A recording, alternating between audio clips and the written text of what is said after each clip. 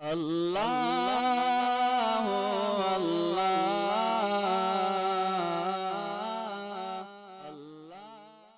رسول اللہ اما بعد فاعوذ باللہ من الشیطان الرجیم بسم اللہ الرحمن الرحیم انما نطعمکم لوجہ اللہ لا نرید منکم جزاء ولا شکورا وقال علیہ الصلاة والسلام الخیر اسرع الى البیت الذي یؤکل فیہ من الشفرة الى صنام البیت الى صنام البعیر صدق اللہ العظیم۔ میرے محترم بزرگوں، عزیز ساتھیوں، گزشتہ یہ بات چل رہی تھی کہ ایک مسلمان کے دوسرے مسلمان پر کیا حق ہے۔ اس میں ایک چیز ہے اجابت الداعی، کہ دعوت دینے والا اگر دعوت دے تو اس کو قبول کرنا۔ تو سب سے پہلی چیز تو یہ ہے کہ دعوت دینے کا ہمارا مزاج بنے، جس کو کہتے اطعام طعام، کھانا کھلانا لوگوں کو۔ انفاق کی ایک قسم اطعام ہے، خرچ کرنے کی جہاں بہت ساری شکلیں ہیں، یہاں خرچ کیا جائے وہاں خرچ کیا جائے، اس میں ایک شکل ہے اطعام طعام، یعنی لوگوں کو کھانا کھلانا۔ اگر کوئی کسی کو کھانے کی دعوت دے تو آیا اس دعوت کو قبول کرنا واجب ہے، اس دعوت کو قبول کرنا سنت ہے، اس دعوت کو قبول کرنا مستحب ہے، اور اس دعوت کو قبول کرنا جائز نہیں ہے۔ یہ ساری شکلیں ہیں، لیکن یہ تو بعد میں بات آئے گی۔ سب سے پہلے ہمارا یہ مزاج بنے کہ ہم لوگوں کو کھانے کھلانے والے بنے۔ جناب محمد الرسول اللہ صلی اللہ علیہ وسلم اور صحابہ کرام کی زندگی سے معلوم ہوتا کہ یہ لوگوں کو کھانا کھلانے میں کتنی تیز رفتاری سے آگے بڑھتے تھے۔ جتنا بھی ان کے پاس ہوتا، اگر تھوڑا ہے، اگر سرکہ بھی ہے تو کہتے تھے نعم الادام الخل، ارے سرکہ تو یعنی تھوڑا سا سالن بھی اگر ہے اور کوئی مہمان آ جائے تو وہ کہتے یہ اس کو کھانا کھلا دیا جائے۔ کتنے ایسے واقعات صحابہ کرام کے، اللہ نے قرآن میں آیتیں اتاری کہ یہ اپنے آپ کو اوپر دوسروں کو ترجیح دیتے۔ اسی لیے جناب محمد الرسول اللہ صلی اللہ علیہ وسلم نے سے پوچھا گیا ای الاسلام خیر، بہترین مسلمان کون ہے؟ سب سے اچھا اسلام کس کا ہے؟ جیسے ہم یہ کہتے کہ یہ اچھا مسلمان، یہ اچھا مسلمان، یہ اچھا مسلمان۔ اللہ کے نبی نے دو چیزیں ارشاد فرمائی، تطعم الطعام وتقرأ السلام علی من عرفت ومن لم تعرف، جو لوگوں کو کھانا کھلائے اور لوگوں کو سلام کرے، جن کو وہ پہچانتا ہو یا نہ پہچانتا ہو۔ دو چیزیں، لوگوں کو کھانا کھلانا۔ اسی لیے کھانا کھلانے کی مقدار کوئی طے نہیں ہے، اللہ جس کو جتنا دے وہ اتنا لوگوں کو کھانا کھلاتا رہے۔ اسی لیے اللہ کے نبی نے فرمایا، یہ ایک حدیث ہے جس سے ہمارے سارے برکتوں کا حل۔ ہر آدمی کہتا میرے گھر میں برکت نہیں، میرے گھر میں برکت نہیں۔ جہاں بہت ساری برکتوں کے ذرائع اور برکتوں کے وسائل اللہ کے نبی نے بتائے، اس میں ایک بڑا ذریعہ اپنے گھر میں لوگوں کو کھانا کھلانا۔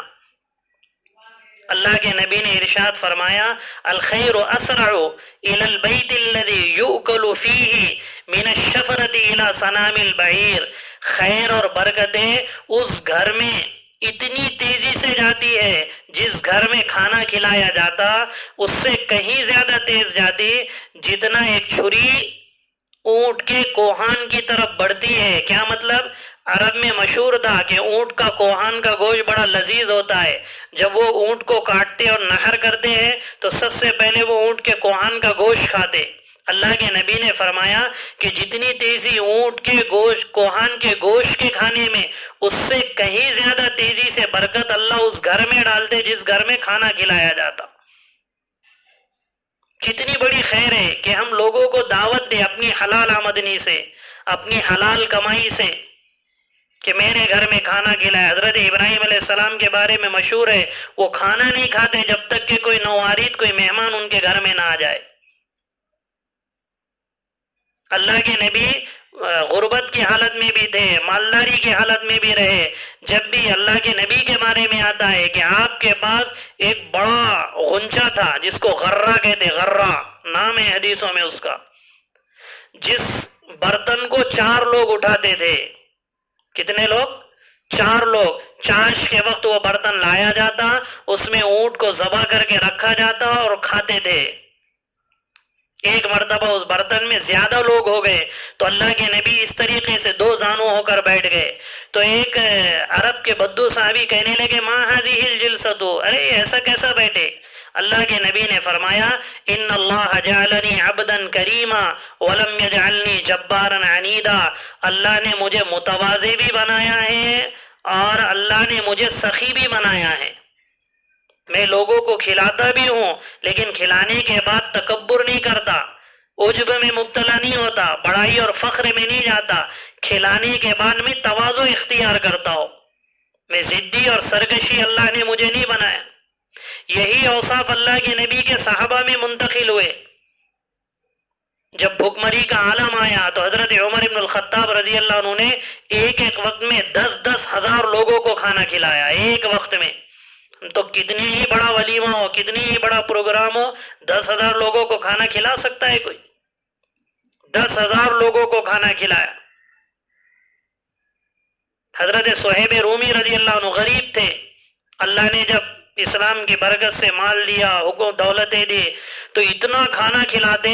تو ایک مرتبہ حضرت عمر بن الخطاب رضی اللہ عنہ نے فرمایا انک تطعم الطعام الکثیر وذالک صرف فی المال، ارے تو بہت کھانا کھلاتا ہے لوگوں کو، یہ تو مال میں اسراف ہے، اللہ پکڑ کریں گے.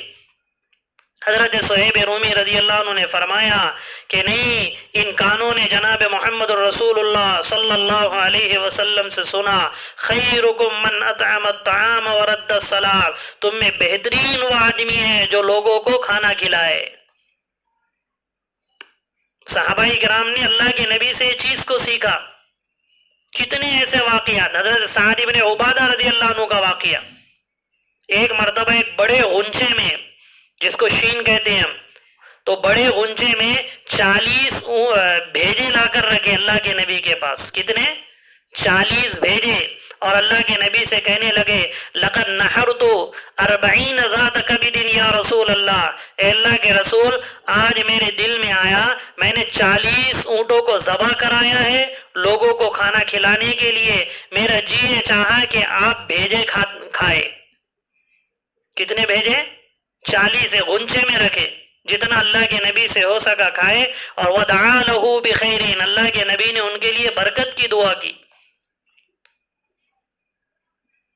اگر اللہ نے مجھے دیا جتنا بھی دیے، کسی کو زیادہ دیا ہے اس اعتبار سے کھلائے، کم دیا ہے اس کے جتنا بھی اپنے سے ہو سکے. حضرت قیس رضی اللہ عنہ یہ پہلے مرتد ہو گئے تھے، حضرت ابوبکر صدیق رضی اللہ عنہ کے زمانے میں مسلمان ہوئے.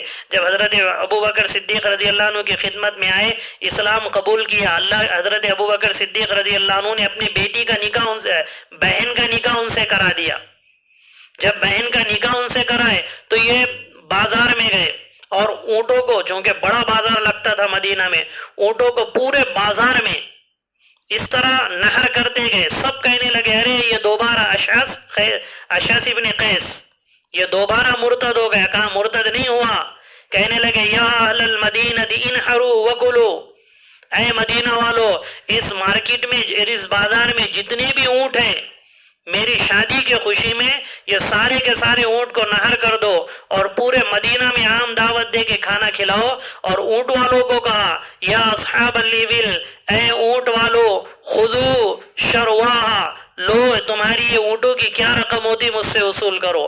منہ مانگی رقم اونٹوں کی دی اور عام دعوت کی، کیونکہ صحابہ کو پتا تھا کہ خیر کا ذریعہ کیا ہے، جتنا کھلائیں گے اتنا. حضرت ابن عباس رضی اللہ عنہ کا واقعہ فضائل صدقات میں بھی. ایک مرتبہ چونکہ اللہ نے بہت مال دیا آگے چل کے، تو کسی نے ان کے ساتھ بدماشی کی. بدماشی یہ کی ان کو ذلیل کرنے کے لیے کہ پورے طائف وغیرہ کے علاقوں میں جا کر یہ کہا ارے صبح میں عبداللہ ابن عباس کی دعوت ہے، صبح میں عبداللہ ابن عباس، اور انہیں پتہ ہی نہیں. پورے شہر میں جب صبح کا وقت آیا 10 سے 11 بجے کا وقت آیا تو سب لوگ آنا شروع ہوئے. خادموں نے کہا, غلاموں نے کہا کہ آقا یہ اس طرح کی بات. وہ کہنے لگے اچھا دعوت تھی؟ کہا کچھ نہیں کہا, ہمارے آپ کے جیسا ہوتا تو برا بھلا کہتے. ان کو اللہ کی ذات پہ یقین اتنا تھا. تو کہنے لگے کوئی بات نہیں. کہا جاؤ ابھی بازار سے جا کے پھل اور فروٹ لے کر آؤ. پورے گاؤں شہر والے آئے تھے, سب کے لیے پھل لائے. باورچیوں کو حکم دیا ان سب کے لیے کھانا بناؤ.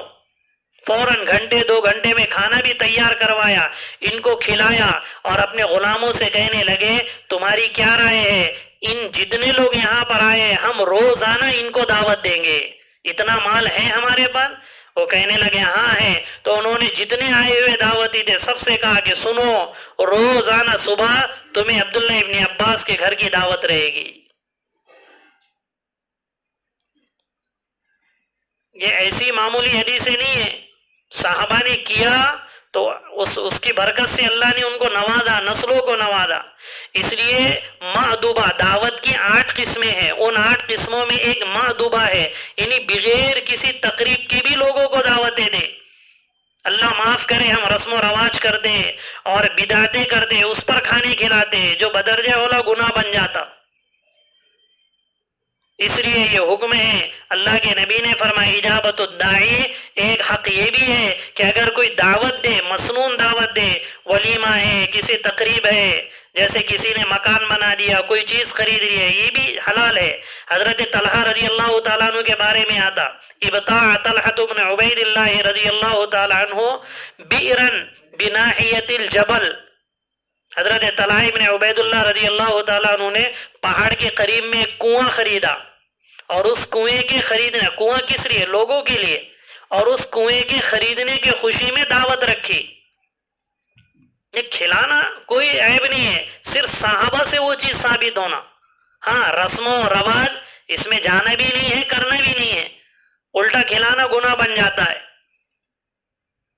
انہوں نے وہ خریدا, اللہ کے نبی کو دعوت دی, یا رسول اللہ میں نے وہ خریدا ہے اور پھر اس کے لیے کھانا رکھا ہے, سب کو کھلانا ہے. اللہ کے نبی نے فرمایا انک یا طلحۃ الفیار, ارے طلحہ تو بہت سخی ہے, اور سخیوں کو اللہ پسند کرتے ہیں, شیطان ڈرتا ہے.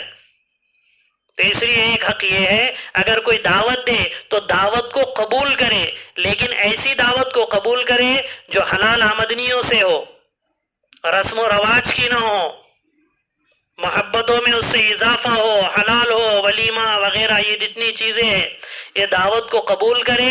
اور دعوت کو قبول کرنے کے بعد وہاں جب دعوت میں ہم جائے تو وہاں دیکھے کوئی گناہ کی چیز تو نہیں ہے. اگر وہاں پہلے سے ہم کو پتا ہے اس دعوت کی جگہ پر گناہ کی چیز ہے تو پھر ہم وہاں ہرگز نہ جائے. کیوں؟ لا طاعت لمخلوق فی معصیت الخالق. اللہ کے نبی نے فرمایا کہ خالق کی نافرمانی میں مخلوق کی اطاعت جائز نہیں ہے. چند 2 دن کے لیے وہ ناراض ہوگا, کیا یار میں نے ایسا کیا تھا اور وہ ڈیکوریشن کیا تھا اور ایسے گانے لگائے تھے اور ایسے ناچ گانے تھے اور میں نے ایسا رسم کیا اور میں نے ویسا. 2 دن وہ آپ سے ناراض ہوگا, تیسری دن اللہ اس کو ضرور راضی کرائیں گے. 8 دن ناراض رہے گا, اللہ 90 دن. اس لیے حدیث میں آتا مخلوق کی اطاعت جائز نہیں ہے خالق کی نافرمانی میں. وہ کتنے گھاٹے کا سودا ہے جس سے دوسرے کی تو دنیا بن جائے اور ہماری آخرت بگڑ جائے. اس لیے دعوت بھی قبول کرنے میں احتیاط برتے. ہاں اگر اچھی دعوت ہے, ہر چیز ہے, مسنون اعمال کے ساتھ ہے تو بڑی اچھی بات ہے, وہ دعوت کو قبول کرے, اس کا حق بھی ہے, کرے گا اس کی فکر انشاءاللہ. اللہ عمل کی توفیق عطا فرمائے. وما توفیقی الا باللہ.